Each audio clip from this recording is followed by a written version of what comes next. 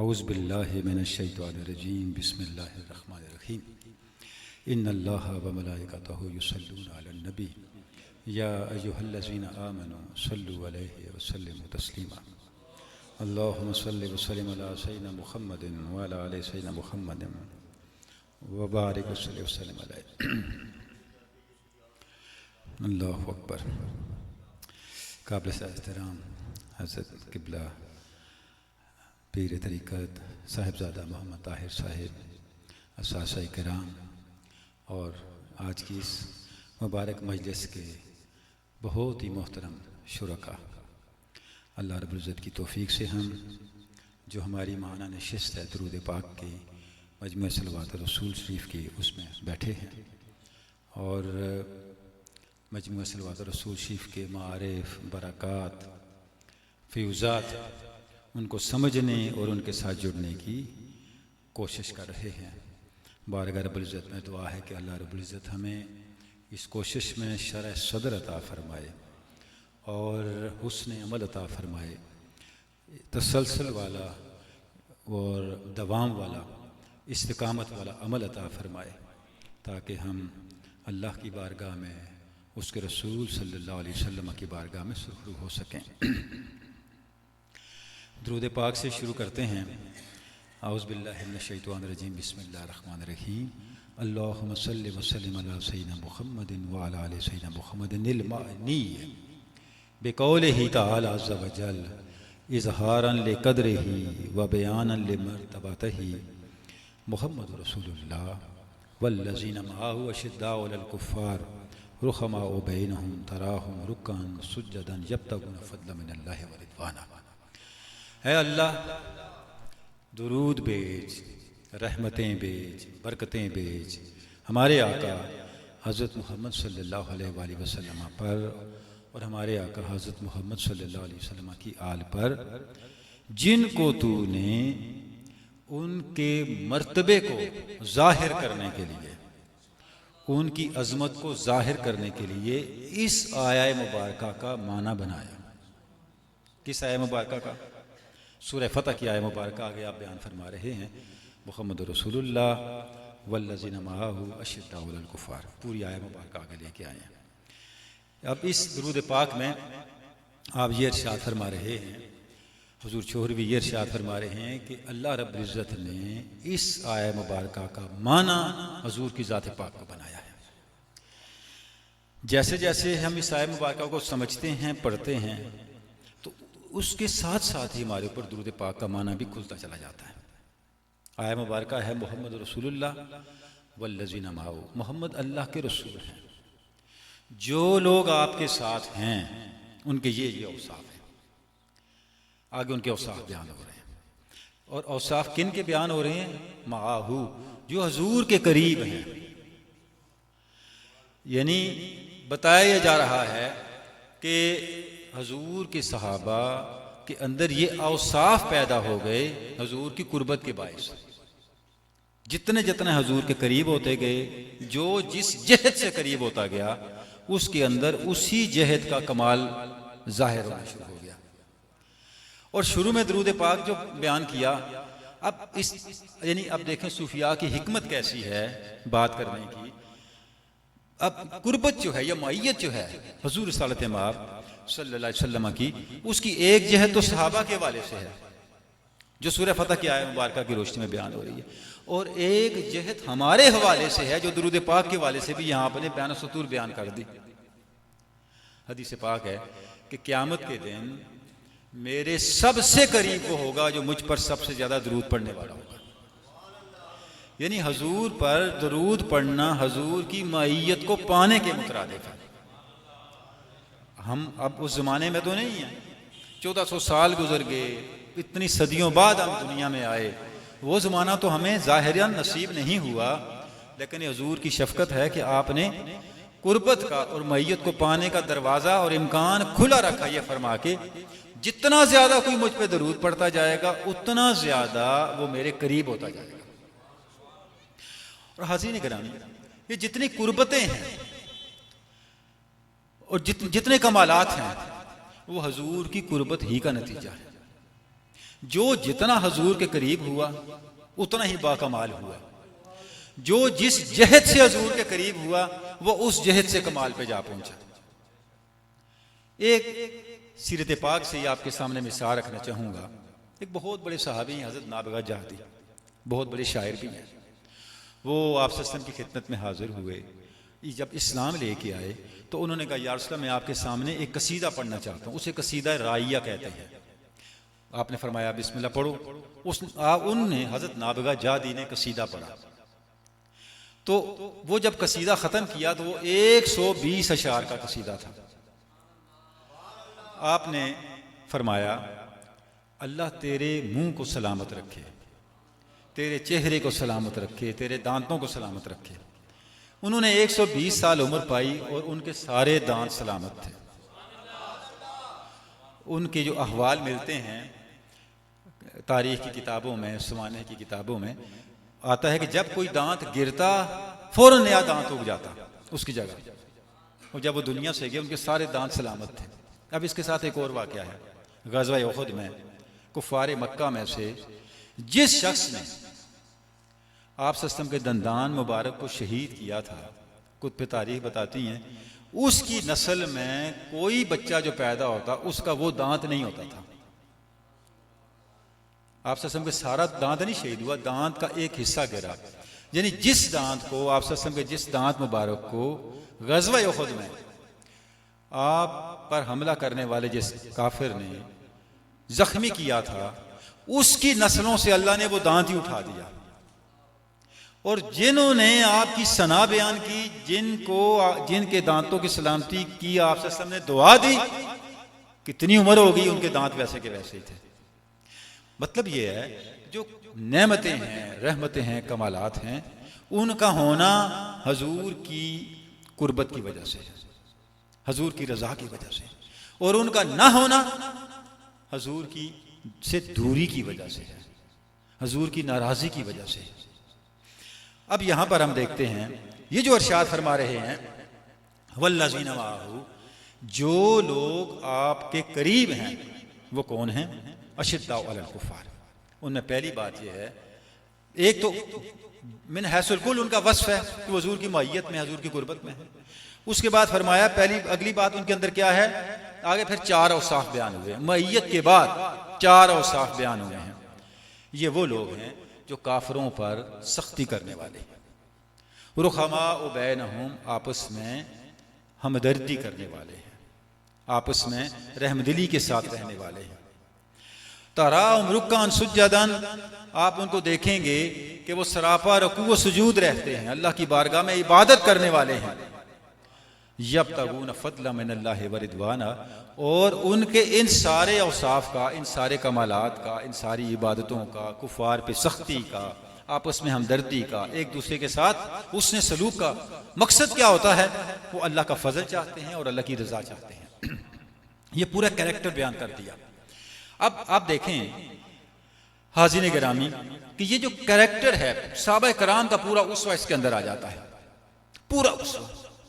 और ये जो उसवा है ये जिस बरकत से, जिस बीज से सामने आ रहा है वो क्या है? वो माहियत है हजूर सालत माब सल्लल्लाहु अलैहि वसल्लम की, आप सल्लल्लाहु अलैहि वसल्लम की कुर्बत की। अच्छा, इसमें एक और नुक्ता भी बड़ा काबिल गौर है, वो ये है कि जब ये कहा मोहम्मद रसूलुल्लाह वल्लज़ीना माअहू, यानी मोहम्मद अल्लाह के रसूल हैं और उनके जो लोग करीब हैं, तरतीब जहां पे जो है इसको हमने नहीं भूलना। पहले हजूर की ज़ात का जिक्र किया मोहम्मद, फिर आपके मनसब का जिक्र किया रसूल, फिर अल्लाह ने अपना जिक्र किया। और अगर हम मोहर नबुव्वत को देखें हाज़िन गिरामी, तो उसमें हम देखते हैं यही तरतीब है, नीचे मोहम्मद, ऊपर रसूल और फिर ऊपर अल्लाह। यानी पहले किसके साथ जुड़ना है? हजूर की सूरत के साथ जुड़ना है। जब हजूर की सूरत के साथ जुड़ेंगे, हजूर की ज़ात के साथ जुड़ेंगे, तो उसके बाद क्या होगा? हजूर के मनसब, हजूर की रिसालत के साथ जुड़ना नसीब होगा। जब हजूर के मनसब, हजूर की रिसालत के करीब होंगे, उसके फैज़ान से अपने आप को रोशन करेंगे, तो अल्लाह तक पहुंचना नसीब होगा। अच्छा, अब ये तरतीब आप देखें, बेऐने ही हमें कुरान मजीद में अंबिया के करीब होने की यही तरतीब मिलती है। हज़रत सुलेमान अलैहिस्सलाम का ख़त आप देखें, जिसको कुरान मजीद ने बयान किया, जो मलका सबा को आपने लिखा, इन्नहु मिन सुलेमान व इन्नहु बिस्मिल्लाहिर रहमानिर रहीम। पहले पैगंबर का जिक्र है। ये ख़त किसकी तरफ से है? सुलेमान की तरफ से, हज़रत सुलेमान अलैहिस्सलाम की तरफ से। उसके बाद अल्लाह का जिक्र है, अल्लाह के नाम का जिक्र है, अल्लाह तालू अलैया। उसके बाद पैगंबर के साथ ताल्लुक़ की जो ताकतें हैं उनका जिक्र है। हमारे ऊपर, आप हमारे सामने सरकशी ना करो, बल्कि इताअत करते हुए हमारे पास आ जाओ। यानी जो मकतूब सुलेमानी है, जो हज़रत सुलेमान अलैहिस्सलाम का लिखा हुआ ख़त है, उसमें भी हमें वही तरतीब मिलती है जिस तरतीब को आप सल्लल्लाहु अलैहि वसल्लम ने मोहर नबूवत में महफूज करके हमारे लिए क़यामत तक एक निशान मुकर्रर कर दिया, एक तरतीब मुकर्रर कर दी कि किस तरह से हमने बारगाह नबूवत के साथ, किस तरतीब के साथ, किस एहतियात के साथ अपने ताल्लुक़ को पैदा करना है। जब यह ताल्लुक़ पैदा हो जाए, उसके बाद फिर हाज़रीन गिरामी आगे उसकी बरकतों का जिक्र आ रहा है। अच्छा, इसमें एक और लतीफ़ नुक्ता भी है जिस तरफ इशारा करना ज़रूरी है।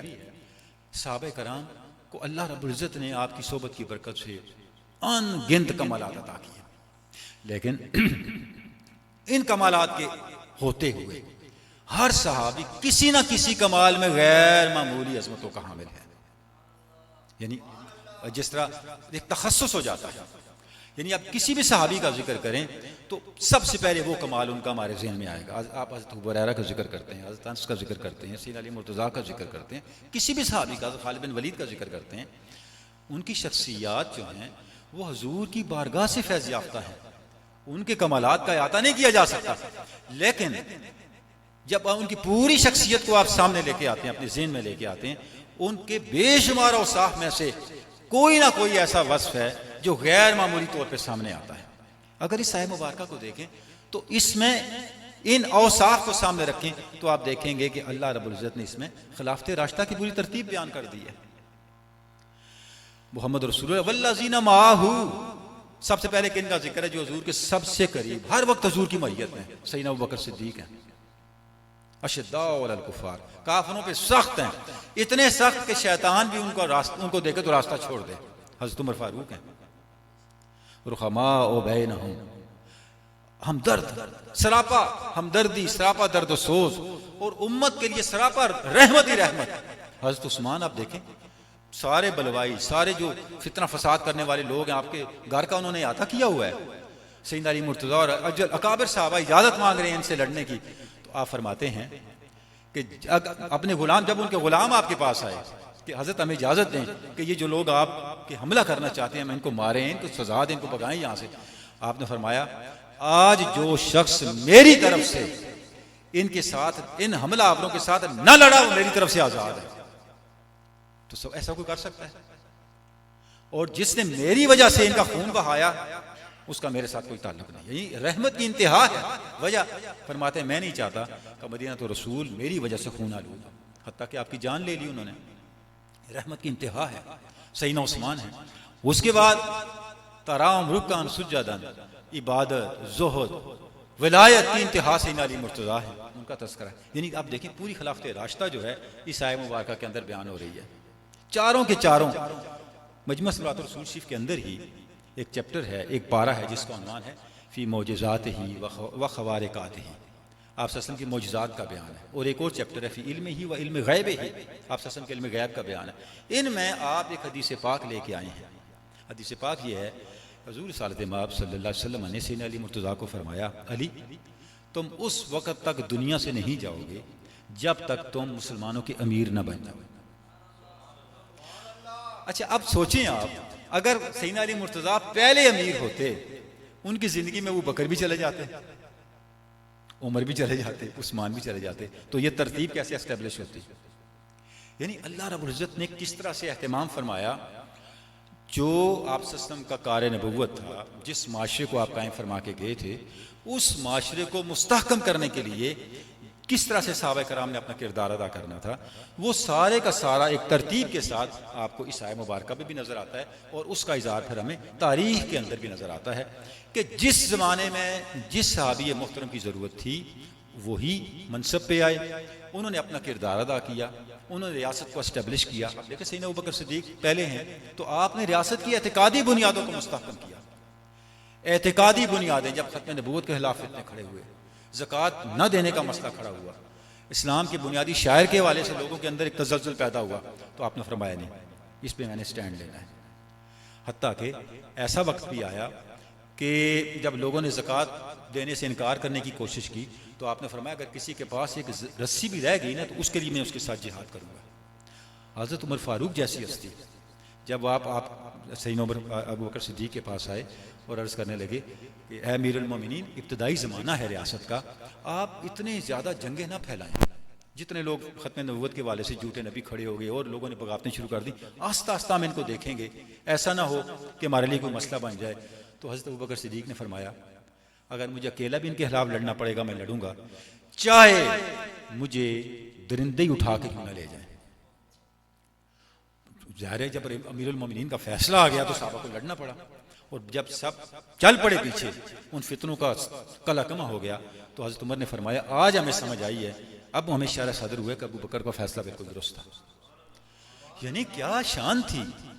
उसके बाद उमर फारूक को देखें, जब रियासत एतकादी बुनियादों पे मुस्तहकम हो गई, तो उसकी एडमिनिस्ट्रेशन को जिस सतह पे हज़रत उमर फारूक लेके गए, आज तक उसकी मिसाल नहीं मिलती। वेस्ट में बड़े अरसे तक से उमर फारूक के ज़ाब्तों को उमर ला के नौनवान से रूब आमर रखा गया है, और उमर ला दुनिया के अंदर एक कानून का, एक ऐसा वेलफेयर स्टेट का एक सिंबल बन गया कि दुनिया उससे रहनुमाई लेती रही।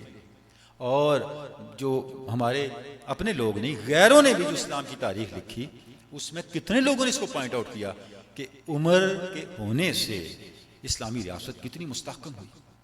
उसके बाद उस्मान गनी का ज़माना आप देखें कि आपके ज़माने में रियासत बड़ी खुशहाल हो गई, बहुत ज़्यादा माली तौर पे मुस्तहकम हो गई, अब पहले वाले हालात नहीं रहे। सैयदना उस्मान का ज़माना वो ज़माना है जिसमें आपने फाइनेंशियल एडमिनिस्ट्रेशन की बुनियादें रखी, जिसने आगे फिर पूरी तारीख को मुतासर किया। फिर अली मुर्तज़ा का ज़माना देखें, जब फितने खड़े हो गए, ये वो ज़माना था जब खिलाफत राशिदा के निशानात, खिलाफत राशिदा के मयारात खतरात से दो चार थे। ये अली थे जिन्होंने हर कुर्बानी दे के खिलाफत की निशानियों को महफूज रखा, हत्ता कि अपनी जान निशावर कर दी। और अहले इल्म ये कहते हैं कि सैयदना अली मुर्तज़ा को खिलाफत राशिदा नहीं मिली, खिलाफत राशिदा को अली मुर्तज़ा मिले कि वो उस फितने के ज़माने में खिलाफत राशिदा के चेहरे को उजला रखें और उस चेहरे को दागदार न होने दें।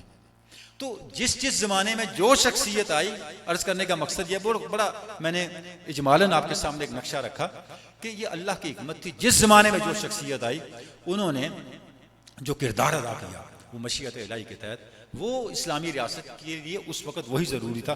और हम देख रहे हैं कि इस आय मुबारक के अंदर वो तफसील हमें उसी तरतीब के साथ हाज़रीन गिरामी नज़र आ रही है। और हमारा जो इस वक्त फोकस है बुनियादी तौर पे, वो फोकस किस पे है? वो फोकस इस नुक्ते पे है जो आपने इरशाद फरमाया वल्लज़ीना माअहू, कि सारी की सारी बरकत जो है वो इस बात के अंदर है कि हुजूर की कुर्बत हमें कितनी ज़्यादा नसीब है, इस्तेहकाम इसके अंदर है। और सूरह फतह के अंदर इस आयत का अगला हिस्सा आप देखें तो इसकी अगली तफसील है, सीमाहुम फी वजूहिहिम मिन असरि सुजूद। ये वो लोग हैं कि सजदे इनकी पेशानियों को रोशन रखते हैं। ज़ालिका मसलुहुम फित तौरात व फिल इंजील, यही मिसाल सहाबा कराम की और अहले ईमान की तौरात में भी बयान हुई है, इंजील में भी बयान हुई है कि ये जब हुजूर की कुर्बत को पाते हैं तो इनकी मिसाल ऐसे है जैसे आप खेती में बीज बोते हैं, वो पहले कोंपल निकालती है, फिर आस्ता आस्ता आस्ता थोड़ा थोड़ा होता ताकि वो अपने तने पे दरख्त खड़ा हो जाता है, यो जब जुर्रा अहले यगीज़ा बिहिम कुफार, और इतना ताकतवर इतना फलदार दरख्त बन जाता है। इस आयत का अगला हिस्सा है, उसे देख के उस खेती को ज़राअत करने वाला खुश होता है, और कुफार जब उसको देखते हैं तो उनका दिल जलता है। यानी जब अहले ईमान को लहलहाता हुआ हुजूर देखते हैं तो हुजूर का कल्ब अनवर खुश होता है उससे, और कुफार को उसकी तकलीफ होती है। तो ये औसाफ दरकार है, हुजूर की कुर्बत के अंदर रहते हुए अपने अंदर ये औसाफ पैदा करने दरकार हैं, ताकि यो जुर्रा हमारे किरदार को देख के, हमारे अमल की खेतियों को लहलहाता हुआ देख के हुजूर अनवर सल्लल्लाहु अलैहि वसल्लम का कल्ब अतहर मुसर्रत हो, खुशी हासिल करे। और अगर ऐसा ना हो तो जाहिर है फिर आप सल्लल्लाहु अलैहि वसल्लम के लिए वो तकलीफ़ का बायस है। हरीसुन अलैकुम अज़ीज़ुन अलैहि मा अनित्तुम हरीसुन अलैकुम बिल मुमिनीन रऊफ़ुर रहीम। तो ये मजमूआ सलवात रसूल क्या करता है, उसके करीब करता है, हजूर की कुर्बतों से आशनाई देता है, और हजूर की कुर्बतों की बरकतें जो हैं वो हमारी ज़िंदगी में इससे आती हैं। अच्छा हाज़रीन गिरामी, वो ये बयान करने के बाद फिर आगे आप फरमाते हैं, अल्लाहुम्मा सल्लि व सल्लिम अला सय्यिदिना मुहम्मदिन व अला आलि सय्यिदिना मुहम्मदिन अल्लज़ी ला नूर इल्ला हू व ला ज़हूर इल्ला हू सल्लल्लाहु अलैहि व आलिहि वसल्लम। ऐ अल्लाह सल्लल्लाहु अलैहि वसल्लम और हज़रत मोहम्मद सल्लल्लाहु अलैहि वसल्लम की आले पाक पर कि इस दुनिया में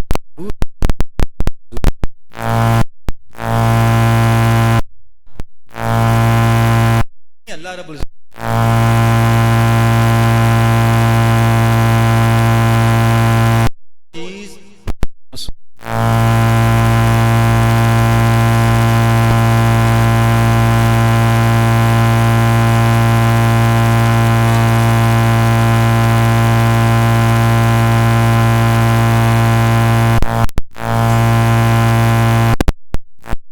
उसमें हजूर ही का ज़हूर आपको नजर आता है। बस निगाहे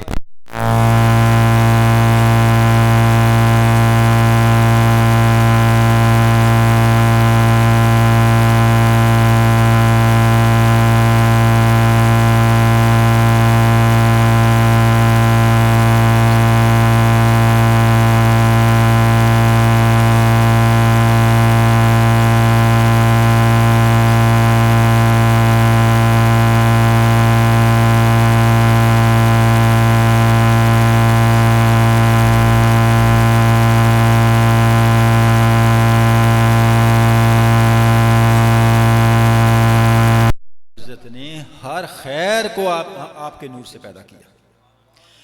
देखें हाज़रीन गिरामी, ये जो उरफा का कलाम है और जिस तरह से उरफा शान बयान कर रहे हैं आप सल्लल्लाहु अलैहि वसल्लम की, सीरत की किताबों ने भी इसको बयान किया है।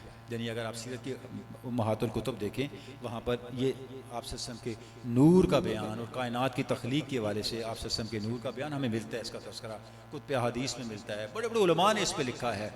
हज़रत मौलाना शबीर थानवी रहमा की पूरी किताब है इसके ऊपर, और उससे पहले उलमा ने भी बहुत इस पर लिखा है। लेकिन सूफिया जिस तरह से ये समझाते हैं ये नुक्ता, वहां पे आके बिल्कुल इसकी एक नई जहत और एक नई डायमेंशन बन जाती है।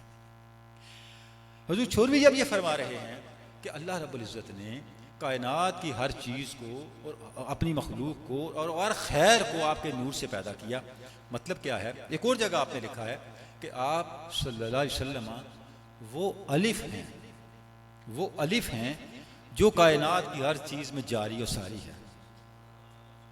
अल्लाहुम्मा सल्लि अला सय्यिदिना मुहम्मदिन व अला आलि सय्यिदिना मुहम्मदिन अल्लज़ी अल्फ़, सारी फिल कायनात, सारी कहते हैं सुरियान कर्म, जारी और सारी को, यानी कोई भी कायनात की शय ऐसी नहीं है जिसमें आप सल्लल्लाहु अलैहि वसल्लम का नूर मौजूद ना हो। जिस तरह कोई ऐसा हरफ नहीं जिसमें अलिफ मौजूद ना हो। तो किस अंदाज से, अच्छा यही वजह है कि कायनात की हर चीज की एक सिंक्रोनाइजेशन है आप सल्लल्लाहु की ज़ात पाक के साथ।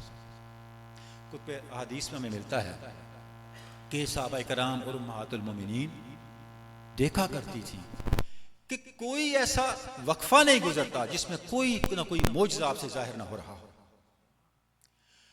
आप देखें ना, चांद की तरफ इशारा कर रहे हैं तो चांद आपकी बात मान रहा है, आप दरख्त की तरफ इशारा कर रहे हैं तो दरख्त आपकी बात मान रहा है।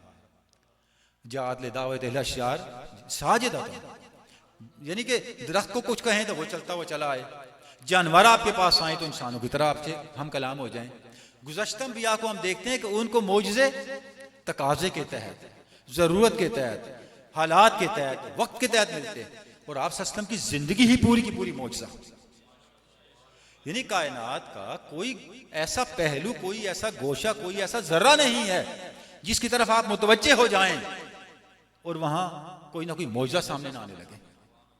आप सल्लल्लाहु हिजरत पे हैं, सफर कर रहे हैं, गारे सौर में क़याम पज़ीर हैं, और सैयदना सिद्दीक़ अकबर आपके साथ हैं, गार में बैठे हुए हैं। गारे सौर जिन लोगों को सादत हुई है देखने की, वो उनके मुशाहिदे में ये बात आई होगी कि वो गार इस तरह से है कि वो जमीन की तह में है, और अगर आप इस तरह खड़े होकर नीचे देखें तो नीचे फिर निगाह जाती है उसके ऊपर। तो अबू बकर सिद्दीक और आप सल्लल्लाहु तशरीफ फरमा है, इसको भी मजमा सलवात रसूल शरीफ में हजूर छोरवी क़द्दसल्लल्लाहु सिर्रहु अज़ीज़ ने बयान फरमाया कि बाहर कुफार फिर रहे हैं। जब अबू बकर सिद्दीक ने देखा उनके कदमों के निशान नजर आ रहे हैं, तो हजरत अबू बकर सिद्दीक ने फरमाया, या रसूल अल्लाह, अगर उन्होंने नीचे देख लिया हमें तो फिर क्या होगा? तो आपने फरमाया पीछे देखो। तो जब अबू बकर सिद्दीक ने पीछे देखा, पीछे तो दीवार थी ना गार की, वो क्या देखते हैं, दीवार नहीं है, एक दरिया बह रहा है और किनारे पे कश्ती खड़ी है। आप फरमाते हो इधर आए, हम इधर से उधर चले जाएंगे। तो सब्र करें, यानी कि जिस तरफ निगाह जाती है कायनात दस बस्ता खड़ी है। आका हुक्म क्या है, हुक्म फरमाए, करना क्या है? ये पॉसिबल नहीं है। ता वक्ते के कायनात के जर्रे जर्रे के साथ जाते मुस्तफा की कोई मुताबिकत ना मौजूद हो अल्लाह के कानून के तहत। भाई इधर हम बटन दबाते हैं, वहीं लाइट ऑन होती है जहां पे उस बटन का कनेक्शन है। हर जगह थोड़ी सारे बल्ब थोड़ी ऑन हो जाते हैं, वही बल्ब ऑन होगा ना जिसका कोई कनेक्शन है, इसके बगैर तो नहीं होता। यानी अल्लाह रब्बुल इज्जत ने एक निजाम रखा हुआ है, कायनात में एक निजाम है ना, कोई चीज बगैर जाब्ते के, कद जाल अल्लाहु लिकुल्लि शैइन कदरा, कोई चीज जाब्ते के बगैर नहीं चलती, कोई कानून के बगैर नहीं चलती। आखिर अल्लाह ने कोई तो कानून रखा है ना जिसके तहत आप सब जिधर मुतवज्जे उधर ही बल्ब ऑन हो जाता है। कोई तो कानून रखा है ना, उसी कानून का नाम ये है जो आप फरमा रहे हैं, हमारे आका के नूर से अल्लाह ने हर खैर को पैदा किया। ये मतलब है, ये कलमिया है कि हमने इन चीजों को दूसरी तरफ ले जाके मनाजरों में डाल के और पता नहीं क्या क्या बना दिया। हालांकि ये हुजूर की शान तो हमें एतमाद देने के लिए है। ये नहीं, आप देखें अगर किसी को इतना पता हो मेरा कजन, मेरा दोस्त, मेरा भाई फलां बड़े ओहदे पे बैठा है, तो बड़ा एतमाद के साथ चलता है। और जिसको पता हो मेरा कोई वाली वारस है नहीं, मेरा पेछी कोई नहीं, तो बेचारा अपना कान लपेट के जाता है भी किस अल्लाह गुला भी होगा तो किसके आगे जाके शिकायत करनी है। जिसको ये पता हो, समझ आ जाए कायनात सारी की लगामें और तनाबें मेरे रसूल के हाथ में है, उसके एतमाद का क्या आलम होगा। लेकिन हमने हजूर की नूर की शान को समझा ही नहीं, हम दूसरी तरफ निकल गए। इसलिए अल्लामा कहते हैं ना कि या अज नूर मुस्तफ़ा उरा बहास्त, या हनूज अंदर तलाश मुस्तफ़ास्त, हर कुजा बीनी जहान रंग बू। दुनिया में जहां जाके जो शय भी देखो, या तो वो हजूर की आशिक है या हजूर की मोहब्बत को और हजूर की जात को तलाश कर रही है। यानी जिस जिसको ये बात समझ आई, किसी ने एक पैराए में बात की, किसी ने दूसरे पैराए में बात की। तो हदीस नूर जो बुनियादी तौर पे हमें समझाना चाहती है, देखें जो कलाम फरमाया आप सल्लल्लाहु अलैहि वसल्लम ने हमारी समझ के मुताबिक फरमाया ना। अगर हुजूर अपने दर्जे पे बात करते तो किसी को समझ ही ना आती। देखें अल्लाह रब्बुल इज्जत ने कुरान मजीद में कुछ बातें हजूर के साथ उस सतह पे की हुई है, ना आपको समझ आती ना मुझे समझ आती। अब मैं जो कहूँ क्या हा या है स्वाद, हमें क्या पता। हम ये कहते हैं अल्लाह उसका रसूल ही बेहतर जानता है। हा मीम ऐन शीन काफ, अल्लाह का रसूल अल्लाह ही बेहतर जानता है। ये वो कलाम है जो अल्लाह रब्बुल इज्जत ने कुरान मजीद के अंदर आप सल्लल्लाहु अलैहि वसल्लम और अपने दरमियान अपने अंदाज से किया हुआ है। जो बातें हमारे सतह पे आके समझाई वो भी हम पूरा नहीं समझ सकते। हदीस पाक का भी यही है, जब आप सल्लल्लाहु अलैहि वसल्लम ने कलाम फरमाया तो अपने सामने बैठे लोगों की ज़हनी सतह को और आने वाली नस्लों की ज़हनी सतह को पेश नजर रख के कलाम फरमाया। जब ये बात हुई कि जाबिर अल्लाह ने इस कायनात को तेरे पैगंबर के नूर से पैदा किया है, तो बताया। अच्छा अब आप हाज़रीन गिरामी ये भी देखें, सबसे लतीफ शय पूरी मादी दुनिया में अब तक जितनी इंसानी अकल ने तरक्की की है, इस बात समझिए सबसे लतीफ शय और हर चीज में सराहियत करने वाली, नफूस करने वाली शय सिर्फ नूर है, रोशनी है, बस और कोई चीज नहीं। इससे लतीफ चीज अभी तक सामने नहीं आई और ना ही आनी मुमकिन है। यानी यहां तक हम पहुंच गए हैं कि कायनात की हर मादी चीज फिलहाल नूर ही है। थोड़ा सा आगे बात गई है कि नूर भी नहीं है, ख्याल है बस। अब तो यहां तक साइंस चली गई है, सिर्फ ख्याल है। आप ख्याल करते हैं तो वो होती, ख्याल ना करें तो वो नहीं होती। यहां तक इंसान आ गया। तो आप फरमा रहे हैं कि चूंकि नूर वो सिंबल है, नूर वो निशान है, नूर वो बयानिया है, नूर वो आइकन है जिसके लिए इस बात का इबलाग किया जा सकता है कि कायनात की हर शय के अंदर मौजूदगी और हर शय के अंदर तसर्रुफ की दस्तरस का मैक्सिमम पॉसिबल कम्युनिकेटिव पैटर्न क्या हो सकता है। तो आपने फरमाया, ऐ जाबिर, अल्लाह ने हर शय को और हर खैर को तेरे नबी के नूर से पैदा किया। तो वही आप यहाँ इरशाद फरमा रहे हैं। अब आगे क्या फरमाते हैं, व खलक़ल्लाहु तआला समवाति वल अर्दीन मिन नूरिही, अल्लाह ताला ने आसमान और ज़मीनें आपके नूर से पैदा किए। व खलक़ल्लाहु तआला अल अर्श व हमलतल अर्श मिन नूरिही, अल्लाह ताला ने अर्श और हामिलीन अर्श को आप सल्लल्लाहु के नूर से पैदा किया। व खलक़ल्लाहु तआला अल कुर्सी व खज़ानतल कुर्सी मिन नूरिही, कुर्सी को और कुर्सी के खजाने को, कुर्सी के खजाने का मतलब क्या है, कुर्सी की मख्फी ताकतें, उनको अल्लाह रब्बुल इज्जत ने आप सल्लल्लाहु के नूर से पैदा किया।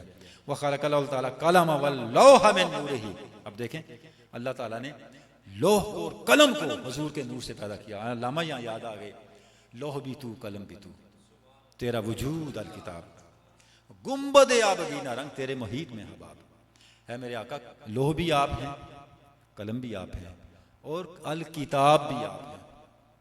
ये आसमान देखने में बड़ा वसी है, लेकिन आपकी वस्तुओं के सामने ऐसे ही है जैसे इस कायनात के सामने एक बुलबुला। सुभान अल्लाह। तो वही बात, यानी कि जो अकाबरीन की बात है उसे इकबाल एक और अंदाज से बयान कर रही है। व खलक़ल्लाहु तआला जन्नता वल मलाइकता मिन नूरिही, अल्लाह ताला ने जन्नत को और फरिश्तों को आपके नूर से पैदा किया। व खलक़ल्लाहु तआला शम्स वल कमर वल कवाकिब मिन नूरिही, अल्लाह ताला ने शम्स व कमर को, तारों को, कवाकिब को, सैयारों को, सितारों को आपके नूर से पैदा किया। व खलक़ल्लाहु तआला अक़लल अकमला वल इल्मल कामिल मिन नूरिही, अल्लाह ताला ने अक्ल कामिल को और इल्म कामिल को आपके नूर से पैदा किया। यानी इतनी बात समझ आ जाए हाज़िरीन गिरामी तो सारे झगड़े ही खत्म, ना इल्म गैब का झगड़ा, ना हाजिर नाजिर का झगड़ा। ये सारे झगड़े क्यों हैं कि हमारी जो अप्रोच बनाई गई है वो इतनी लिमिटेड है कि उसमें फिर मसाइल ही पैदा होते हैं। एक प्रोग्राम था आप सल्लम की सीरत पाक के वाले से, तो वहाँ बात चल पड़ी आप सल्लम के इल्म की, तो हर एक अपनी अपनी राय दे रहा था। तो हुजूर छोरवी की बरकत है, मेरे आका मुर्शद का निगाह करम है। तो मैंने कहा कि मैं एक जुमला अर्ज करता हूँ, अगर आप इसको पकड़ लें तो जितने इल्म नबवी और इल्म गैर नबवी के दरमियान इम्तियाजात हैं या उसके ऊपर डिबेट्स हैं, वो सारे क्लोज हो जाएंगे।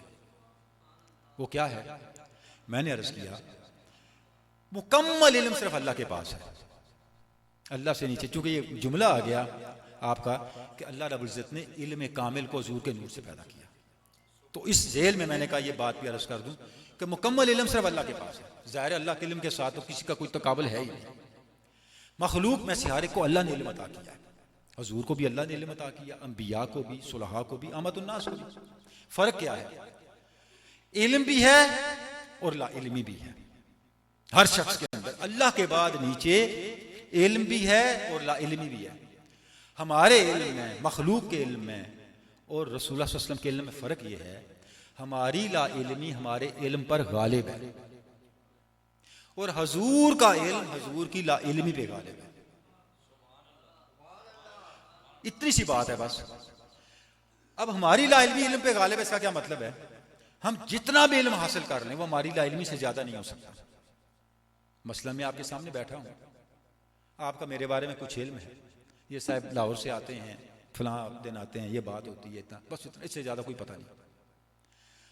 मेरी बैकग्राउंड क्या है, मेरे आबा अजदाद कौन थे, मेरा कैरेक्टर क्या है, मेरे दिल में क्या है, मेरी क्वालिफिकेशन क्या है, मेरी नीयत यहाँ बैठने की क्या है, कल मैंने क्या करना है, कहाँ मैं पैदा हुआ, कहाँ मैं मरूंगा, हज़ारों चीज़ें हैं मेरे बारे में, किसी को नहीं पता। यही मेरा मामला आपके बारे में है। यानी आप किसी चीज़ को पकड़ लें, उसके बारे में इल्म लेते चले जाएं, तो क्या होगा, आप इस नतीजे पे पहुंचेंगे कि आपका सारा इल्म उस चीज़ के बारे में जो आपकी ला इल्मी है उसके मातहत है। अब आप सल्लल्लाहु अलैहि वसल्लम की शान क्या है, आप सल्लल्लाहु अलैहि वसल्लम की शान ये अल्लाह रब्बुल इज्जत ने फरमाया, ऐ मेरे रसूल, मैं हमारा आप पे कर्म ये है, व अल्लमका मा लम तकुन तालम, ऐ मेरे रसूल, हमने आपको वो कुछ सिखा दिया जो आपको नहीं पता था। कुर्बान जाए, यानी ला इल्मी थी लेकिन हमने उस ला इल्मी को इल्म में बदल दिया। अब अगर कोई शख्स ये कहे कि इस चीज़ का तो हुजूर को इल्म ही नहीं है, तो यही तो अल्लाह कह रहे भाई जिसका इल्म नहीं है वो सिखाया। यानी आप तसव्वुर करें, पहला सवाल ही ये पैदा हो सकता, अल्लाह ने ये नहीं कहा वो अल्लामका मा कुन्ता तालम, है मेरे रसूल जो आप जानते थे हमने आपको सिखाया, ये नहीं कहा। अगर ये कहा होता तो फिर इल्म महदूद हो जाता। क्या फरमाया, ऐ मेरे रसूल, हमने आपको वो सिखा दिया जो आपको पता नहीं था। भी पता नहीं तो बहुत कुछ है, जो कुछ पता नहीं के जेल में आता है, जो कुछ इल्म ना होने के जेल में आता है, अल्लाह पाक उसको इल्म में बदलता जा रहा है। गोया हजूर की ला इल्मी हजूर के इल्म के मातहत है, उसका मुकाबला किसने करना है? तो यहां फिर कहां रह गया इल्म गैब और कहां रह गया शहूद? गैब और शहूद की तो सारी जगह ही उठ गई। तो हाज़िरीन गिरामी, बात यह है, जिस वक्त हम हकीकी अप्रोच पे आ जाते हैं तो फिर सारे मसले रिजॉल्व हो जाते हैं। सूफिया क्या करते हैं, वो अप्रोच को ठीक करते हैं। समझदार लोग कहते हैं ना, अगर कोई शख्स आपको एक आरी दे और कहे जनाब जिस खेत में दरख्त लगे हुए हैं, आपने 3 दिन के अंदर ये सारे दरख्त काट देने हैं। समझदार बंदा, अब हमारे जैसा बंदा होगा जाके बिस्मिल्लाह करके शुरू हो जाएगा। समझदार बंदा ऐसा नहीं करेगा, वो 3 दिन में से 2 दिन आरी तेज करने पे लगाएगा, आरी को ठीक तेज करके तीसरे दिन शुरू करेगा, दोपहर से पहले फारग हो जाएगा। हमारे जैसा बंदा आरी पकड़ेगा, देखेगा नहीं उसके दंदाने भी ठीक हैं कि नहीं है, तेज है नहीं है, इसको तेज कराने की खराब से जाने की जरूरत, जाके शुरू कर देगा। पहली दफा ही आरी फंसा के बैठा होगा, शाम तक वो वक्त ज़ाया कर देगा। 3 दिन गुजर जाएंगे, थक भी जाएगा, आरी भी टूट जाएगी, दरख्त भी नहीं खड़े होंगे। सबसे पहले अप्रोच को ठीक करने की जरूरत है। अगर अप्रोच ही ठीक ना हो तो फिर आपके सारे नताइज गलत होते चले जाते हैं। सूफिया क्या करते हैं, वो सबसे पहले अप्रोच को ठीक करते हैं। यानी आप देखिए कितना जमाना वो मुजाहिदों में गुजरा, 10-10 साल लकड़ियां ही डुलवाते रहते हैं, उससे सफाइयां ही करवाते रहते हैं, उससे मुजाहिदे करवाते रहते हैं। वो देखते हैं किसके अंदर अभी खोट है, इस खोट ने आगे काम खराब करना है। जब तक ये खोट नहीं निकलता, एक साहिब को चले गए हज़रत छोरवी अजीज के पास और उन्होंने कहा, हजरत असां भी कुछ शफकत करो, अस इतने असे जनाब को लाने पे कोई सा भी थोड़ी जी लोच आ दो। आपने फरमाया चनी, तुसें देखा ना जमींदार जो अपनी मंजी तले बहंदा है या गाय तले दुध कढ़ने से सबसे पहले क्या काम करता है, बर्तन के इनके बहंदा है, तो उन्हें है जी सबसे पहले अपनी डोलियां बर्तन साफ करता है, धोंदा है।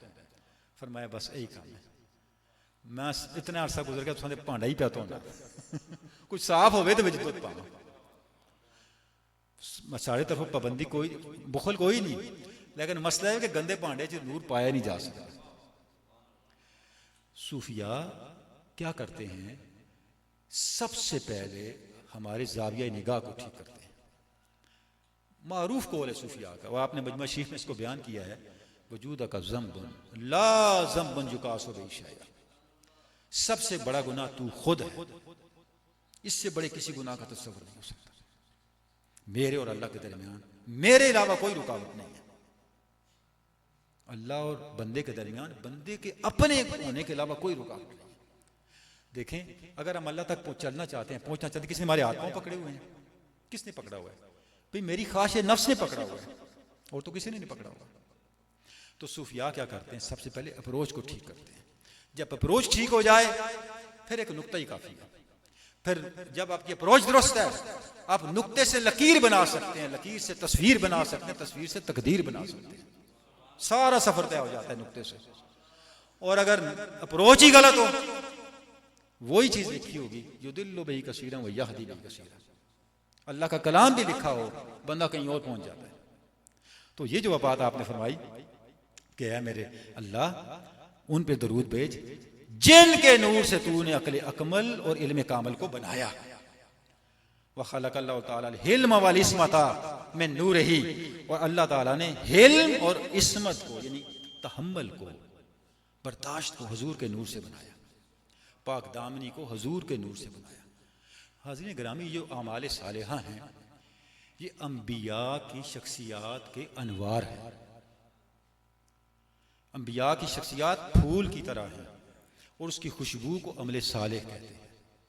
जब आप उन खुशबुओं को ले लेते हैं ना, हर अमल का एक असर है, हर अमल का एक असर है।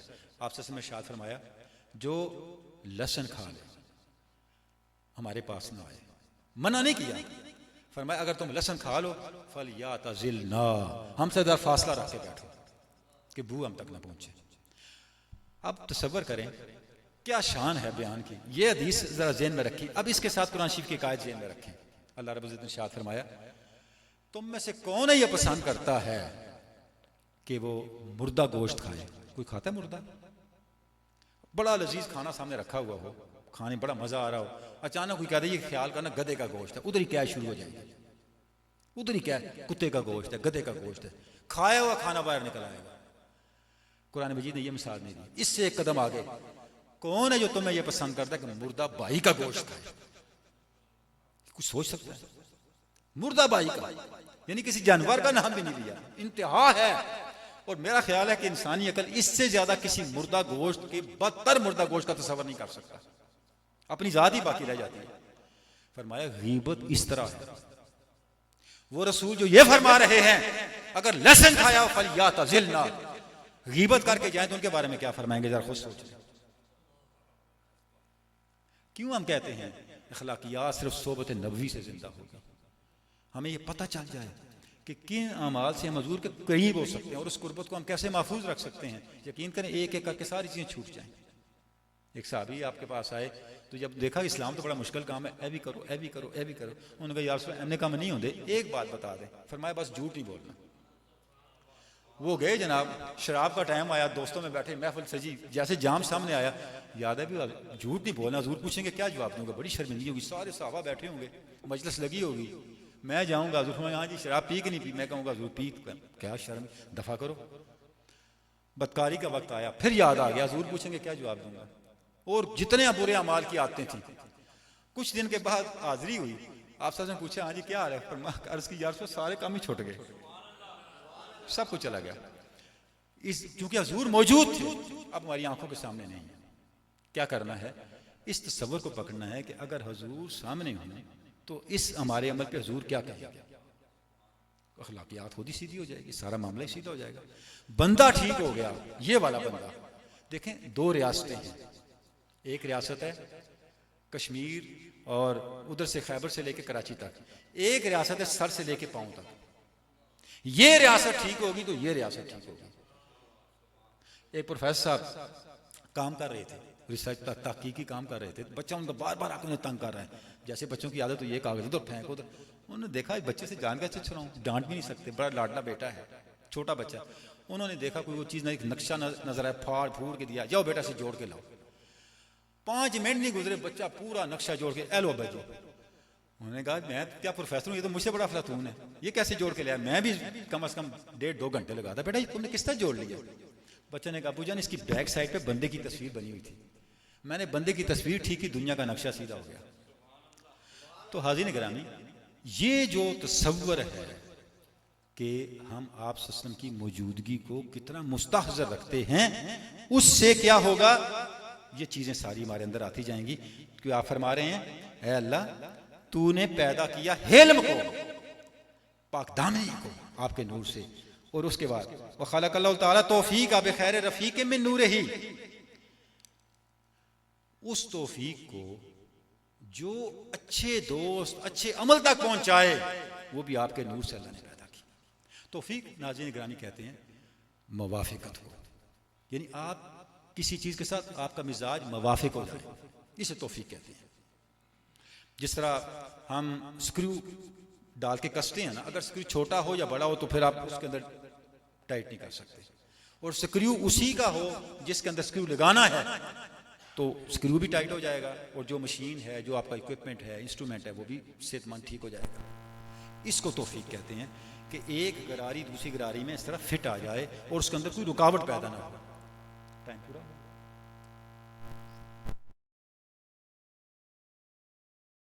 तो क्या इसको तौफीक का क्या मतलब है? मुवाफिकत हो जाए। तो आप फरमा रहे हैं जैसा मिजाज होगा वैसी मुवाफिकत होगी। अब आपको उर्दू हिंद को आती है ना, तो मैं उर्दू हिंद को में बात कर रहा हूं तो आपको समझ आ रही है। मैं यहां शुरू हो जाऊं जर्मन जबान में या किसी ऐसी जबान में जिसके अल्लाह बेही कभी नहीं सुने, तो थोड़ी देर बाद सरदर्द शुरू हो जाएगा, ये क्या हो रहा है, क्योंकि मुवाफिकत नहीं है उसके साथ, हमारी जहनी और इल्मी मुवाफिकत नहीं है। इसी तरह मिजाज की जब मुवाफिकत होती है तो बंदा वहां कंफर्टेबल फील करता है। अगर मिजाज की मुवाफिकत ना हो तो 2 मिनट में बंदे की जान पे बन जाती है, ऐसे लोगों में जाके फंस जाए। हर मुवाफिकत से मिजाज को हटा के खैर के साथ मुआफ़क़त कायम हो जाना, और उस खैर के साथ साथ नेक सालेह सोहबत के साथ मुआफ़क़त कायम हो जाना, ये हुजूर के नूर के ज़रिए पॉसिबल है। ये आप फरमा रहे हैं। उसके बाद फरमा रहे हैं व खलक़ल्लाहु तआला अरवाहल अंबियाए वल मुरसलीना वल औलियाए वश्शुहदाए वस्सुअदाए वल मुतीईना मिनल मुमिनीना इला यौमिद्दीन मिन नूरिही। और अल्लाह ताला ने अंबिया की अरवाह को, मुरसलीन की अरवाह को, औलिया की, शुहदा की, शहीद लोगों की, इताअत करने वालों की, अहले ईमान की अरवाह को अव्वल दिन से लेके क़यामत तक जितनों ने भी आना है आपके नूर की बरकत से, आपके नूर से पैदा किया। व खलक़ल्लाहु तआला कुल्ल मा सिवाल्लाह मिन नूर या नूर खल्क़िल्लाह। हुजूर के जो शान ये है कि आप अल्लाह की मखलूक का नूर है। तो हाज़रीन गिरामी, ये जो शान है हुजूर की, शान नूरानियत, इसको हमने इस अंदाज से समझना है। और अब देखें, आपने पारे का नाम क्या रखा है? फी नूरिही व ज़ुहूरिही, यानी पहला तो आपके नूर का बयान है। जब आपका नूर का बयान समझ आया, उसके बाद फिर ज़हूर होगा। ज़हूर का मतलब क्या है कि आप सब पे गालिब आ जाए। लेकिन ज़ेरा वलद्दीन कुल्ले, ज़हूर का माना जाहिर होना भी है, लेकिन हकीकी माना गालिब आ जाना है। जाहिर कहते ही उसमें जो गालिब आ जाए, यानी एक आपके सामने एक मंजर है, उसके ऊपर एक और मंजर गालिब आ जाए तो आप कहते हैं ये चीज़ जाहिर हो गई। यानी ये पहली जो मंजर था उसके ऊपर ये हावी हो गया, उसका इसने इहाता कर लिया, उस पर ये गालिब आ गया है, उस पर ये गालिब आ गया। तो हुजूर का नूर ही गालिब है, और हुजूर के नूर से मुनव्वर होने में ही हमारा गलबा है। ये शान बयान करने के बाद अब आगे आप दुआ कर रहे हैं। दुआ क्या कर रहे हैं? सुभान अल्लाह। यानी आपका असलूब ये है, हुजूर पे दरूद लेके आते हैं, वो दरूद हुजूर की उस शान को बयान कर रहा होता है जो या कुरान मजीद में है या हदीस पाक में है, आपकी सीरत में। उसके बाद उसकी मुताबिकत में दुआ भी लेके आते हैं, और ये भी अंबिया का तरीका है।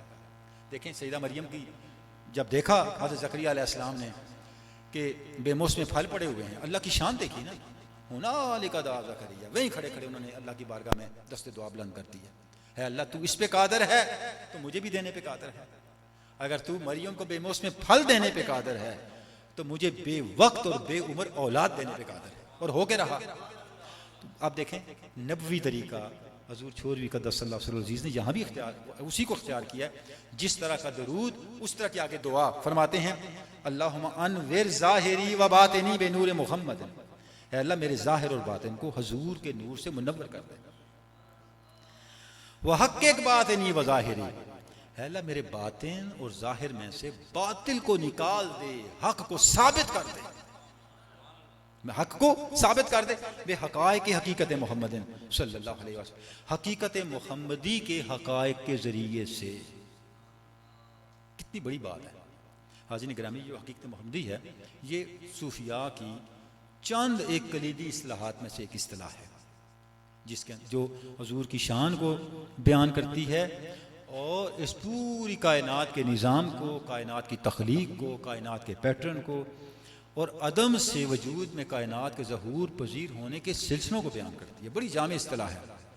तो आप क्या फरमा रहे हैं? जो हकीकत मोहम्मदी है उसके जो मख्फी हक़ाइक़ हैं उनकी बरकत से, उनकी रोशनी से मेरे ज़ाहिर और बातिन में भी हक़ाइक़ को साबित कर दे, हक़ को साबित कर दे, और जो बातिल है उसको निकाल दे। उसके बाद फरमा रहे हैं वस्तागरिक फ़ी का। और हकीकत मोहम्मदी हाज़रीन गिरामी चूँकि एक बहुत और तरह का मामला है तो इस पर गुफ्तगू तो या नहीं मुनासिब, तो इस पर इंशाअल्लाह जो ये जो पहला पारा है इसकी हम शरह भी लिख रहे हैं। अल्लाह पाक दुआ फरमाए हमें कामयाबी दे। उसके अंदर हकीकत मोहम्मदी पे पूरा एक ज़मीमा लिख देंगे कि सूफिया का, हज़रत शाह अकबर मोइनुद्दीन इब्न अरबी का और अकाबिर अजल औलिया कराम का इस पर नुक्ता नज़र क्या है, और बतौर ख़ास हज़रत शाह अकबर का और हुजूर छोरवी क़द्दसल्लाहु सिर्रहु अज़ीज़ का पॉइंट ऑफ व्यू क्या है उसको तफसील के साथ हम बयान कर देंगे ताकि अहले इल्म उससे मुस्तफ़ीद हो सकें। उसके बाद फरमा रहे हैं वस्तागरिक फ़ी का कुल्ली पे इहातते मुखालतते मोहम्मद सल्लल्लाहु अलैहि वसल्लम, है अल्लाह मुझे अपनी ज़ात में फ़ना अता कर। सुभान अल्लाह। है अल्लाह मुझे अपनी ज़ात में फ़ना अता कर। मजज़ूबों वाली फ़ना नहीं मांगी, साधुओं वाली फ़ना नहीं मांगी, बेशऊरी वाली फना नहीं मांगी, बेइहाताते मुखालताते मोहम्मद, ऐसी फना जो हजूर के अनवार से मुनव्वर हो। मुखालता कहते हैं हाज़रीन गिरामी, जब हम आटा गूंदते हैं ना, उसमें नमक मिलाते हैं, तो नमक जब उसके अंदर बिल्कुल मिक्स हो जाता है, इसे कहते हैं मुखालता। यानी मेरी है अल्लाह जो तेरी जात में फना हो, उसमें हजूर का उस वक्त गूंदा हुआ हो, उसमें हजूर का तरीका गूंदा हुआ हो। जब कोई चीज गूंद जाती है तो फिर इंसान उससे हट नहीं सकता। यानी आप नमक वाले आटे की रोटी आपके पास आ जाए और कोई कहे जी आप चाहेंगे आप नमक को मैं अलग कर रोटी खा लूं, ये नहीं हो सकता। या तो आप खाना खाएंगे या नहीं खाएंगे, अब उस नमक से जान नहीं छूटी। यानी फरमा क्या रहे हैं, ऐ अल्लाह मुझे अपनी जात में ऐसी फना अता कर कि उस फना में हजूर की बेइहाता थे, हजूर का उसवा, हजूर की मंशा, हजूर की रजा, हजूर का तरीका उस पर हावी हो, उसने उसका इहाता किया हुआ, मुखालता थे, उसमें गूंदा हुआ हो। यानी मैं लाशऊरी तौर पे भी उसे नजरअंदाज ना करूं। मैं ख्वाब में भी तुझे भूलूं तो रवा रख मुझसे वो रवैया जो हवा का खसो खाशाक से है। जागते तो जागते ख्वाब में भी तुझे न भूलूं, लाश बेहोशी में भी तेरा होश रहे, वो फना चाहिए। उस फना की बात कर रहे हैं। उसके बाद फरमाते हैं वक़फ़ज़नी बेहिफाज़त का बेहिफ्ज़ हफ़ीज़ मुहम्मदिन सल्लल्लाहु अलैहि वसल्लम, है अल्लाह मुझे अपनी हिफाजत अता फरमा हजूर रिसालत माब सल्लल्लाहु अलैहि वसल्लम की हिफाजत के सदक़े से, अपनी हिफाजत मुझे अपनी हिफाजत में रख। तो अब आप हाज़रीन गिरामी आप तसव्वुर करें किस तरह से आपने पहले आप सल्लल्लाहु अलैहि वसल्लम की शान नूरानियत बयान की, और उस शान नूरानियत को बयान करने के बाद उस शान नूरानियत से हम फैज़ क्या ले सकते हैं उसको बयान किया। उसको बयान किया कि हमारी ज़ात, हमारा बातिन, हमारा खुल्क, हमारी रूहानियत उससे मुनव्वर किस तरह, उसको बयान किया। हाज़रीन गिरामी ये अकाबिर सूफिया का तरीका है। ऐसे सूफिया तारीख़ इस्लाम में नादिर व नायाब हैं जो जहां आपको लेके जाना चाहते हैं बताएं भी आपको कहां लेके जा रहे हैं। ऐसे सूफिया बहुत कम है, जैसे ज़ुरगौस पाक हैं, जैसे शेख अकबर हैं। वरना होता यह है कि अकाबिर अपने मुतवस्सिलीन की रूहानी मंजिलें तय करवाते हैं, उनको हाल भी दे देते हैं, मकाम पे भी पहुंचा देते हैं, लेकिन उन्हें पता कोई नहीं होता कि हम किस हाल और किस मकाम पे हैं, इसकी हैसियत क्या है, इसकी बुनियाद क्या है, इसकी असल क्या है। अब इसका फ़र्क क्या है हाज़रीन गिरामी, फ़र्क यह है अगर आप कोई बहुत बड़ी टेक्निक, कोई बहुत बड़ा आर्ट सीख लें, कोई बहुत बड़ा फ़न सीख लें, लेकिन वो आपको सिर्फ काम करना आता हो, उस काम की फ़िलॉसफी का ना पता हो, उसकी लॉजिक का ना पता हो, तो क्या है आपका मामला सती रहता है। लेकिन अगर आपको उस काम की फ़िलॉसफी का भी पता हो, उसकी हिकमत का भी, उसकी लॉजिक का भी पता हो, तो क्या होगा, आपका दर्जा ही बदल जाएगा, आपकी हैसियत ही तब्दील हो जाएगी। एक आम मैकेनिक में और इंजीनियर में यही फ़र्क होता है ना, इंजीनियर को उसकी फ़िलॉसफी का पता होता है, उसके पीछे साइंस क्या काम कर रही है उसका पता होता है। कमाल ये है आपको वो स्केल भी आती हो और उस स्केल की इल्मी बुनियाद का, उसकी टेक्निकल बुनियाद का, उसकी स्ट्रेटजी का, उसके मैकेनिज्म का भी पता हो। आप क्या कर रहे हैं, जो अहवाल व मकामात चाहिए अपनी रूहानियत को, अपने बातों को बेहतर करने के लिए, आप उन अहवाल व मकामात के मैकेनिज्म को भी डिफाइन करते हैं, उसके मैकेनिज्म से भी आगाह करते हैं, उसकी तफसीलात से भी आगाह करते हैं, ताकि आप शरह सदर के साथ आगे चलें। आगे फरमाते हैं अल्लाहुम्मा बिका फी मरातिब वजूदिका व शुहूदिका हत्ता ला अशहद गैर अफ़आलिका व सिफ़ातिका बिवजहिल हक़्क़िल लज़ी खलक़ नूर मुहम्मदिन सल्लल्लाहु अलैहि वसल्लम। है अल्लाह मुझे अपने वजूद और शहूद के मर्तबों की बरकत से ये समझ अता कर, ये हाल अता कर कि मैं तेरे फेल के अलावा कोई फेल न देखूं, मैं तेरे फेल के अलावा कोई फेल न देखूं, तेरी ये शान के सदके से कि तूने नूर मोहम्मदी सल्लल्लाहु अलैहि वसल्लम को पैदा किया। अब हाज़रीन गिरामी ये एक बहुत ही सूफिया के अहवाल में से आला हाल है जिसे तौहीद अफ़आली कहते हैं। ये एक तौहीद ज़ाती है, एक तौहीद सिफ़ाती है, एक तौहीद अफ़आली है। यानी औलिया कराम जब अल्लाह के कुर्बतों में होते हैं, तज़किये के ज़रिए से, मुजाहिदों के ज़रिए से उनका सफ़र आगे बढ़ता है, तो फिर क्या होता है, वो एक ऐसे मकाम पे पहुंचते हैं जहां उन्हें अल्लाह के फेल के अलावा कोई फेल नजर नहीं आता, यानी हर काम अल्लाह की कुदरत के तहत होता हुआ नजर आता है। तो ये बहुत बुलंद हाल है। आप यहाँ ये फरमा रहे हैं कि अल्लाह मुझे वो हाल अता कर कि मैं हर फेल के अंदर तेरा फेल देखूं। जब इंसान इस हाल पे पहुंच जाए फिर उसकी सारी परेशानियां, सारे गम, सारे दुख खुद बहुत खत्म हो जाते हैं। वजह क्या है? वो हर चीज को देखता ही और तरफ से है, हर चीज को देखता ही और अंदाज के साथ है, उसके देखने का अंदाज बदल जाता है चीजों को देखने का। और आप देखें हाज़िन गिरामी, कुरान मजीद ने जो अहले ईमान को एक नुक्ता नजर, एक ज़ाविया निगाह दिया है, वो आखिर में यही लेके आता है, इज़ा असाबतहुम मुसीबा क़ालू इन्ना लिल्लाहि व इन्ना इलैहि राजिऊन। कि जब अहले ईमान की शान ये है, जब उन पे कोई तकलीफ आती है, कोई मुसीबत आती है, तो वो क्या कहते हैं? इन्ना लिल्लाहि व इन्ना इलैहि राजिऊन। हम अल्लाह के लिए हैं और अल्लाह ही की तरफ लौट के जाना है।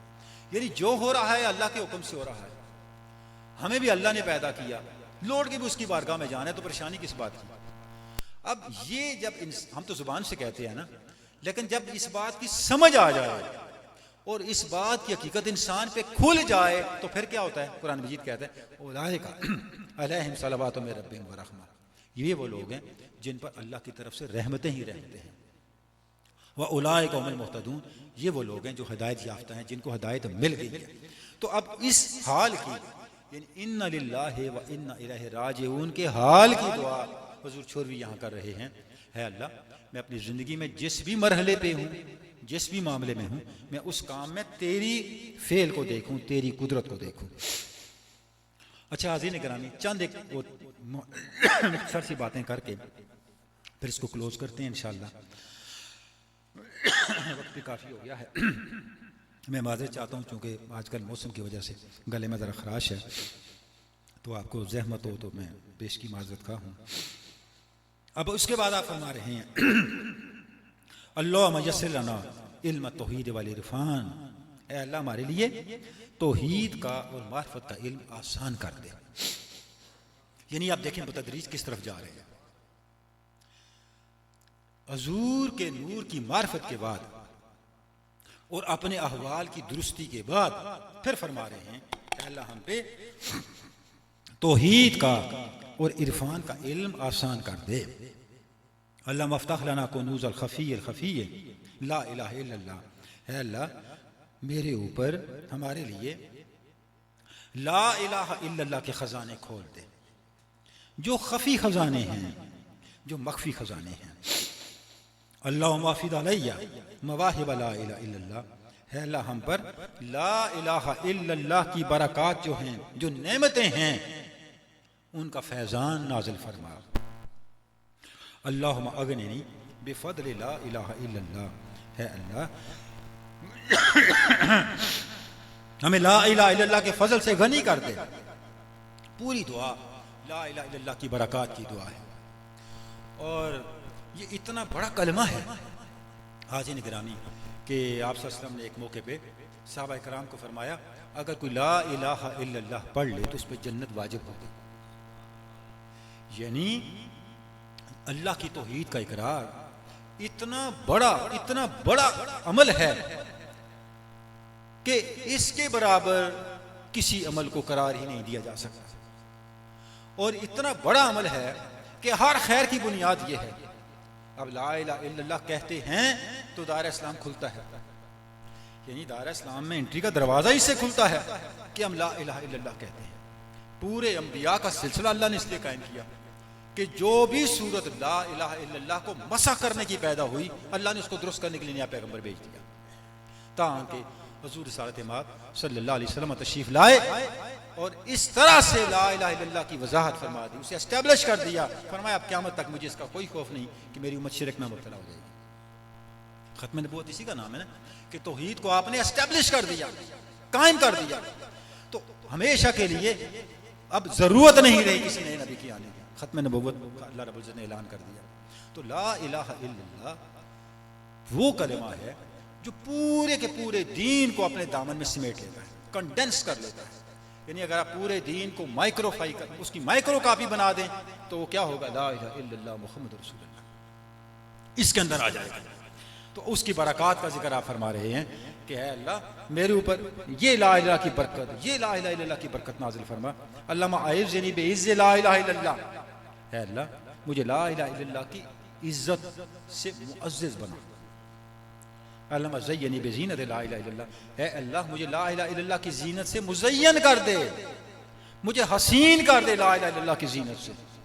अल्लाह जम्मिलनी बिजमाल ला इलाहा इल्लल्लाह, है अल्लाह मुझे ला इलाहा इल्लल्लाह के जमाल से जमील बना दे, हसीन व जमील बना दे। और ये बुनियादी अस्कार हैं सूफिया के, और सिलसिला कादरिया के तो बुनियादी अस्कार में शामिल हैं। और यहाँ मैं जिक्र भी ये भी करता चलूँ कि हुज़ूर गौस सकलैन शेख अब्दुल कादिर जिलानी ने और हमारे आका मुर्शिद हुज़ूर ख्वाजा मोहम्मद अब्दुर रहमान छोरवी क़द्दसल्लाहु सिर्रहु अज़ीज़ ने तौहीदी अस्कार को अपने अस्कार में मरकज़ व महवर की जगह दी। हुज़ूर गौस सकलैन सैयदना शेख अब्दुल कादिर जिलानी ने अस्कार में से एक ज़िक्र मुरतब किया, उसका नाम है फुतूहुल अज़कार। फुतूहुल अज़कार ये क्या है? जिसकी तालीम तलकीन हुज़ूर छोरवी ने भी फरमाई अपने मुरीदीन को। वो जिक्र क्या है? अलिफ लाम मीम से लेके वन्नास तक, अलिफ लाम मीम से लेके वन्नास तक। माशाअल्लाह मज़ाज शनास बैठे हैं जनाब। देखा पानी की ज़रूरत है तो पानी पहुंच गया माशाअल्लाह। तो आपने क्या किया? अलिफ लाम मीम से लेके वन्नास तक वो सारी आयात जिनमें कलमा तौहीद इकट्ठी कर दी। हुज़ूर गौस सकलैन सैयदना शेख अब्दुल कादिर जिलानी अलिफ लाम मीम से वन्नास तक वो सारी आयात जिनमें कलमा तौहीद है, और उसका नाम आपने रखा फतूहुल अज़कार। और ये आपके विरद में था और फिर मशाइख के विरद में रहा, हुज़ूर छोरवी के औराद में शामिल है। और हुज़ूर गौस सकलैन की ही तालीम के तहत हुज़ूर छोरवी क़द्दसल्लाहु सिर्रहु अज़ीज़ ने कुरान मजीद में जितने तौहीदी कलिमात हैं उनको इकट्ठा करके 11 असबाक मुरतब किए। उन्हें कहते हैं याज़दा असबाक, जो आप तालीम देते थे, तरकीन करते थे। और मेरे आका मुर्शिद हुज़ूर तैयब रहमान छोरवी रहमान 500 दफ़ा पढ़ने की अपने खुदाम को हुक्म देते थे कि कम अज़ कम 500 दफ़ा पढ़ा करें हर जिक्र। वो क्या है? बिस्मिल्लाहिर्रहमानिर्रहीम, ला इलाहा इल्लल्लाह, ये पहला, इल्लल्लाह, अल्लाह अल्लाहु, हो वल्लाह, हु अल्लाहु ला इलाहा इल्लहु, अन ला इलाहा इल्लहु, हो वला हुल्लज़ी ला इलाहा इल्लहु, हो वल हक्कु हो वला हुल्लज़ी ला इलाहा इल्लहु। 10 और 11वां अंतल हादी अंतल हक लैसल हादी इल्लहु। ये आपने अपने दस्त मुबारक से लिख के भी रखा हुआ था, तो आप देते भी थे। और हुज़ूर छोरवी ने भी अपने मकातीब के अंदर, अपने खतूत के अंदर इनको बयान किया और लोगों को, अपने वाबस्ता लोगों को तलकीन फरमाते थे। अब ये जो 11 असबाक हैं ये पूरे तौहीदी बयान को कवर करते हैं, यानी अल्लाह की वहदानियत का जिक्र कुरान मजीद की आयात की रोशनी में जिस पैटर्न पे हो सकता है वो सारे पैटर्न इसमें जमा है। तो जब आप इन अस्कार को पढ़ते हैं इसका मतलब ये है कि आप अलहम्द से लेके वन्नास तक कुरान मजीद ने जो जो तौहीदी अस्कार बताए हैं उन अंदाज के साथ तौहीदी अस्कार आप कर रहे हैं। और कुरान मजीद के बयान तौहीद को आप पूरे का पूरा कवर कर रहे हैं। और एंड किस पे कर रहे हैं? अंतल हादी अंतल हक लैसल हादी इल्लहु, है अल्लाह हिदायत तेरे पास है, हक तू है, तेरे बगैर कोई हिदायत देने वाला नहीं। और जब सूफिया कहते हैं अंतल हादी, इसका मतलब ये नहीं है सिर्फ कि शैतान से बचा कर रहमान तक लाना, नहीं, इसका मतलब ये है जहां अंधेरा हो वहां रोशनी तक लाने वाला अल्लाह है। आपकी जिंदगी का कोई मसला हो, कोई मामला हो, और कुरान मजीद यही कहता है, सूरह तगाबन है, मा असाब में मुसीबत इल्ला बिइज़्निल्लाह, जिंदगी में कोई तकलीफ, कोई मुसीबत अल्लाह के हुक्म के बगैर नहीं आती। वमा युमिन बिल्लाहि यहदी कल्बा, जो अल्लाह पे ईमान लाता है अल्लाह उसको हिदायत देता है कि इस मुसीबत से निकलना कैसे। ये है हिदायत का मतलब। वह हुवा बिकुल्लि शैइन अलीम, क्योंकि अल्लाह का इल्म हर चीज का अहाता करने वाला है, वो सब कुछ जानता है। वो चाहे तो मछली के पेट में से दरवाजा निकाल दे, उससे हिदायत दे दे कैसे निकलना है। वो चाहे तो दरियाए नील में से रास्ता निकाल दे, वो चाहे तो नमरूद की जलती आग में से रास्ता निकाल दे, क्योंकि वो बेकुल्ली शैन अलीम है, वो अला कुल्ली शैन कदीर है। तो जब आप फरमाते हैं, आप पढ़ें, हुज़ूर गौस सकलैन कहते हैं, हुज़ूर छोरवी कहते हैं अंतल हादी, तो मतलब क्या है? अल्लाह मैं जिस हाल में हूं इससे निकलने का हिदायत तूने देनी है। जहां मैं खड़ा हूं, जिस मुसीबत में हूं, गुनाह है, बुरा हाल है, तंग दिली है, तंग दस्ती है, परेशानी है, हिदायत के दरवाजे बंद हैं, दुनिया के आसानियों के दरवाजे बंद हैं, कुछ भी है, मेरी हर दीवार को दरवाजा बनाने वाला तू है। तू हादी, हादी वो है जो आपके रास्ते की दीवार को दरवाजा बना दे, आपके सामने की वीरानों को शारा बना दे, जो शारा आपको मंजिल तक ले जाए।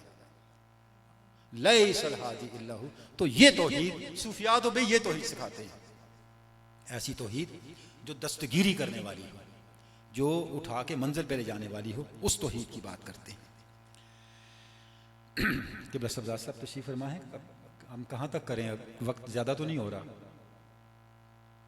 तो रब्ता कर लीजिएगा।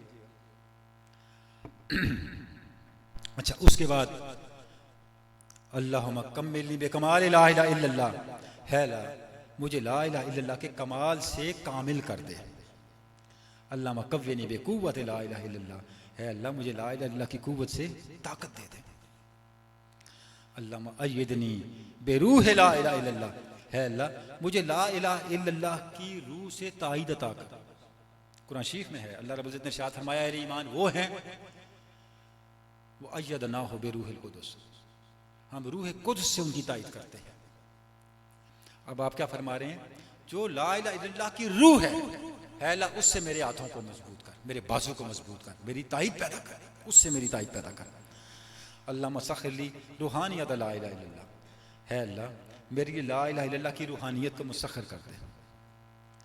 अल्लाह महल कादाइल जलिया वल खफिया बिसैफ ला इलाहा इल्लल्लाह, है अल्लाह ला इलाहा इल्लल्लाह की तलवार से मेरे ज़ाहिरी दुश्मनों को हिलाक कर दे, मेरे बातनी दुश्मनों को हिलाक कर दे। ज़ाहिरी और बातनी दुश्मनों को ला इलाहा इल्लल्लाह की तलवार से हिलाक कर दे। अल्लाह मजलिसनी अल्लाह बिसात ला इलाहा इल्लल्लाह, है अल्लाह मुझे ला इलाहा इल्लल्लाह के तख्त पे बिठा। यानी एक से एक बढ़ के जो बरक़ात हैं ला इलाहा इल्लल्लाह की, उनका जिक्र करते चले जा रहे हैं। हज़रत क्लोज करें। सब्ज़ार साहब के बाद तशरीफ़ ले आए हैं। मैं सोच रहा था कि सब्ज़ार साहब हर दफ़ा ये ऐलान करते हैं जनाब वक़्त पे तशरीफ़ लाएँ, तो आप अहबाब आते हैं आराम से, तो सब्ज़ार साहब ने कहा अब मैं करता हूँ बंदोबस्त, अब मैं ही लेट से आऊँगा सारे आइंदा के लिए ताख़ीर ना हो। तो जनाब हज़रत तशरीफ़ ले आए हैं, तो अब मेरे वक्त काफ़ी हो गया है। इस दुआ के साथ अपनी गुफ्तगू को समेटते हैं कि अल्लाह रब्बुल इज़्ज़त हमें ये तौफ़ीक़ दिए रखे कि हम ये जो ज़िक्र है अल्लाह का, अल्लाह के रसूल सल्लल्लाहु अलैहि वसल्लम का और हुज़ूर छोरवी के इस फैज़ के सरचश्मे का, इस ज़िक्र को करते रहें। वो मौलाना रूम का एक शेर है, न तन्हा इश्क अज़ दीदार ख़िज़त, बसा ही दौलत अज़ गुफ्तार ख़िज़त। इश्क महबूब को देखने से ही नहीं पैदा होता, बस पर महबूब का जिक्र करते करते भी इश्क की आग लग जाती है। हमारी आंखें इस काबिल तो नहीं है कि उनके दीदार की तमन्ना कर सके, उनके दीदार का तस्वुर कर सके। उनकी गुफ्तार ही हमारा सरमाया है, उनके तज़कार ही हमारा सरमाया है। अल्लाह में इस पर इस्तिकामत दे और उनके बारे में हमारी गुफ्तार और उनके ये मुबारक तज़कार हमें उनके दीदार तक पहुँचाने वाले बन जाएँ। वाखिर दावाना अल्हम्दुलिल्लाहि रब्बिल आलमीन।